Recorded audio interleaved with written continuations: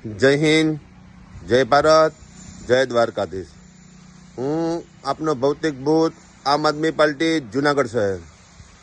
મિત્રો, ખૂબ જ દુઃખ સાથે આજે મારે કહેવું પડે છે, જે આમ આદમી પાર્ટી માટે આપણે જીવન ખર્ચવા માટે તૈયાર છીએ, ત્યારે જ આમ આદમી પાર્ટી કાર્યકર્તાની કોઈ વેલ્યુ જ નથી. ગોપાલભાઈ ઇટાલિયા પાર્ટીની અંદર એટલી હદે હિટલર ચાહી ચલાવે છે કે કાર્યકર્તા અંદરો અંદર રૂંધાઈ રહ્યા છે. પોતાના મા બાપને સમય આપવાનો આપણે પાર્ટીને સમય આપતા હોય છે, ત્યારે કાર્યકર્તાની અવગણના થતી હોય, ત્યારે કાર્યકર્તાનું હૃદય રોતું હોય છે. ખરેખર આજે જે પાર્ટીથી હું વેરાયેલો છું, એ જ પાર્ટીમાં મારે આજે વિરુદ્ધમાં બોલવું પડે છે, પણ મારું હૃદય રોતું હોય છે. કેટલાક કાર્યકર્તાનો શ્વાસ રૂંધાઈ જશે એટલા માટે મારે બોલવું પડે છે.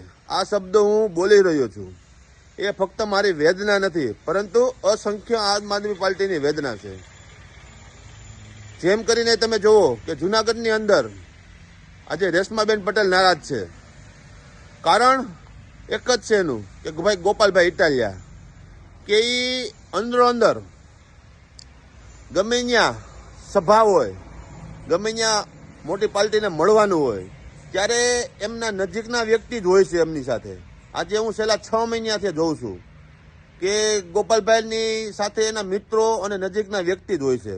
તો ભાઈ આમ આદમી પાર્ટી તમને સમય આપે છે, એના કાર્યકર્તા તમને સમય આપે છે, તો એમનું શું, એનું ભવિષ્ય શું?